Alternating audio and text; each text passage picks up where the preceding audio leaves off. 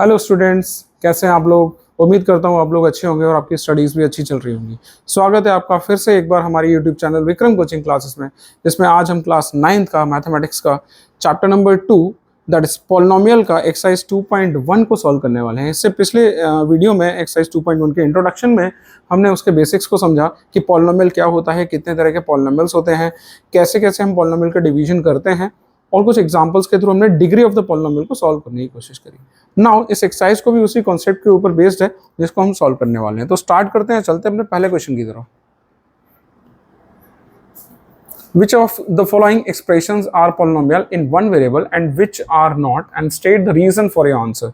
तो यहाँ पे कुछ expressions दे रखे हैं, कुछ polynomial दे रखे हैं, जिसमें हमें बताना है कौन सा ये वन वेरिएबल है और कौन सा वन वेरिएबल नहीं है, और एक्चुअल में polynomial है भी कि नहीं है। ठीक है, तो एनालाइज करते हैं इनको और शुरू करते हैं अपने क्वेश्चन को। फर्स्ट पार्ट दे रखा है दैट इज 4x² - 3x + 7।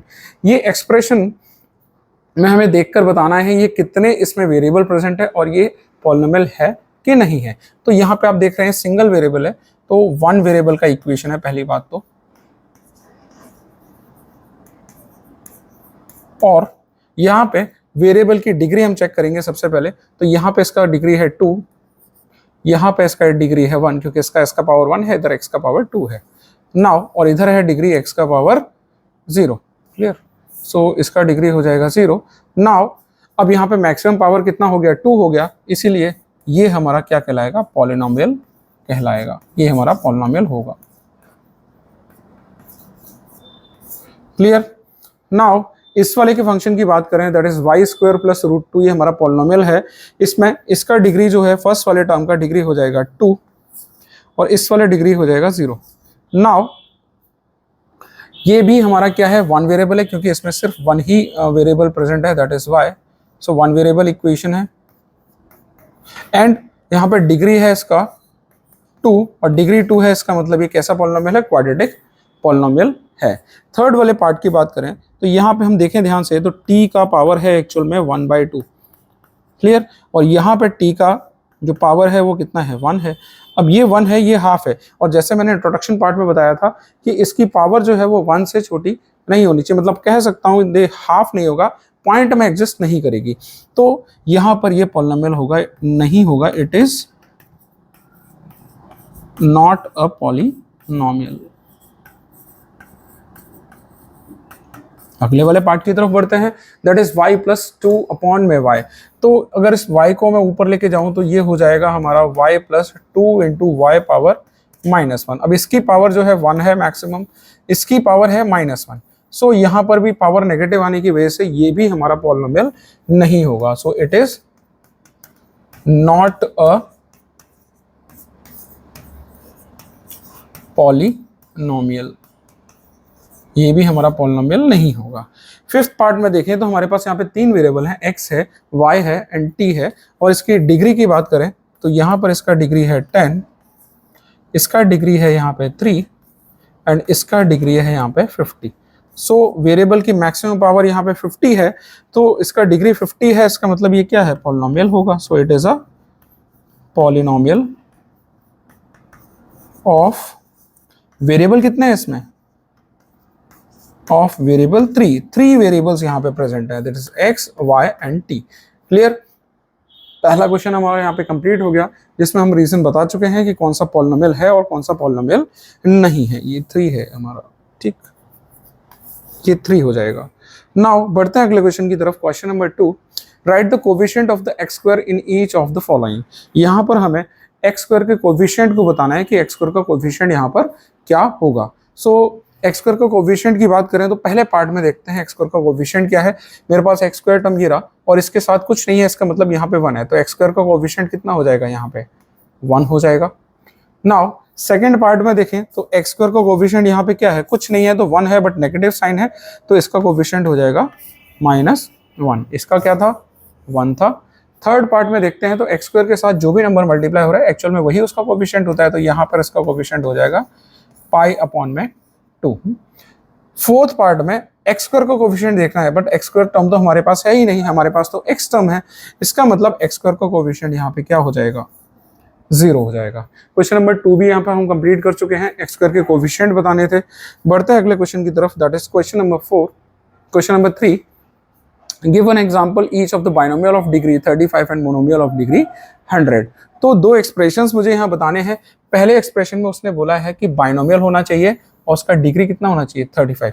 अब बाइनोमियल होने के लिए दो टर्म्स होना जरूरी है और डिग्री यहाँ पे बोला है 35, मतलब वेरिएबल की मैक्सिमम पावर 35 होगी। तो सबसे पहले एक्सप्रेशन में लिखता हूँ बाइनोमियल ऑफ डिग्री 35 के लिए, तो वेरिएबल में ले लेता हूँ x और इसकी मैक्सिमम पावर कितना हो गया 35, और इसको बाइनोमियल बनाने के लिए मुझे एक टर्म और लिखना पड़ेगा, तो मैं लिख देता हूँ यहाँ पे कोई भी एक नंबर लिख देता हूँ, दैट इज 5। नाउ ये जो एक्सप्रेशन है एक बाइनोमियल है जिसमें डिग्री है इसका 35। इसी तरीके से जो दूसरा पार्ट में उसने बोला है that a monomial of degree 100। अब मोनोमियल भी बताना है और डिग्री 100 है, इसका मतलब सिंगल टर्म होगा मेरे पास, तो मैं सिंपली इतना लिख सकता हूँ दैट इज x का पावर 100। ये हमारा मोनोमियल टर्म है, सिंगल टर्म है और इसकी पावर भी मैक्सिमम कितनी है 100 है, तो इसका डिग्री भी कितना हो जाएगा 100। बहुत आसानी से इसे हमने सॉल्व कर दिया। आगे बढ़ते हैं अपने क्वेश्चन में, question number 4, right the degrees of each of the following polynomial. इस तरह के क्वेश्चंस हमने ऑलरेडी एग्जांपल्स में कर चुके हैं, एक बार फिर से कर लेते हैं। यहाँ पे टर्म बेसिस में हम देखेंगे, सबसे पहले इसका डिग्री कितना है 3, क्योंकि वेरिएबल का मैक्सिमम पावर है यहाँ पे 3, इस वाले का मैक्सिमम पावर है यहाँ पे 2 और इस वाले का है मैक्सिमम पावर 1। नाउ इन तीनों में देखा जाए तो मैक्सिमम वैल्यू जो है वो क्या है 3, इसका मतलब पूरे पॉलिनोमियल का जो डिग्री हो जाएगा वो कितना हो जाएगा 3 हो जाएगा। सेकेंड एक्सप्रेशन है 4 माइनस वाई स्क्वायर। दो टर्म है मेरे पास, बाइनोमियल टर्म है। पहला टर्म जो है वो कांस्टेंट है, 4 है अकेला, इसका डिग्री जो है वो कितना होगा 0, इसका डिग्री होगा 2 और मैक्सिमम वैल्यू यहाँ पे कितनी मिल रही है 2, इसका मतलब इसका जो डिग्री हो जाएगा वो कितना हो जाएगा 2 हो जाएगा। नाउ 5t माइनस रूट 7 ये भी बाइनोमियल टर्म है। इसमें फर्स्ट टर्म की बात करें तो t का पावर यहाँ पे 1 है, इसका मतलब इसका जो डिग्री हो जाएगा 1 और रूट वाला 7 है, यहाँ पे वेरिएबल टर्म तो है नहीं, इसका मतलब ये हो जाएगा 0 और मैक्सिमम वैल्यू हमें कहाँ मिल रही है 1 और 0 में 1 है, इसका मतलब मेरा जो डिग्री हो जाएगा वो कितना हो जाएगा 1 हो जाएगा। लास्ट कांस्टेंट नंबर है, कांस्टेंट नंबर है, कोई वेरिएबल है नहीं मेरे पास, तो ऑब्वियस सी बात है वेरिएबल नहीं है, इसका मतलब यहाँ पे डिग्री इसका हो जाएगा 0। क्लियर, क्योंकि वेरिएबल की मैक्सिमम पावर की बात करी जाती है। नेक्स्ट क्वेश्चन की तरफ चलते हैं, that is question number 5, classify the following as a linear quadratic and cubic polynomial. तो पॉलिनोमियल के बेसिस पे हमने इंट्रोडक्शन पार्ट में हमने समझा था, देखा था कि पॉलिनोमियल को हमने दो बेसिस पे डिवाइड करा, टर्म्स के बेसिस पे एंड डिग्री के बेसिस पे। ना डिग्री के बेसिस पे हमने जब इसको डिवाइड करा तो मेरे पास लीनियर आया, क्वाड्रेटिक आया, क्यूबिक आया एंड बाई क्वाड्रेटिक आया। तो बस वही देखकर बताना है कि इनकी डिग्री कितनी है और उस डिग्री के अकॉर्डिंग इसको नाम देना है। क्लियर।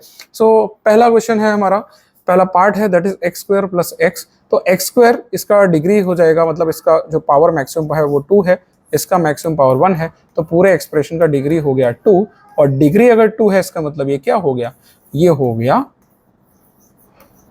क्वाड्रेटिक, ये हमारा क्वाड्रेटिक पॉलिनोमियल होगा। सेकंड पार्ट में इसका मैक्सिमम पावर है 1, इसका मैक्सिमम पावर है 3, मैक्सिमम दोनों में से क्या है 3, सो इसका डिग्री हो जाएगा 3 और इस तरह की इक्वेशन को हम बोलते हैं क्यूबिक पॉलिनोमियल। थर्ड पार्ट, इस वाले का मैक्सिमम पावर है 1, इस वाले का वेरिएबल का मैक्सिमम पावर है 2 और इस वाले का मैक्सिमम पावर है 0।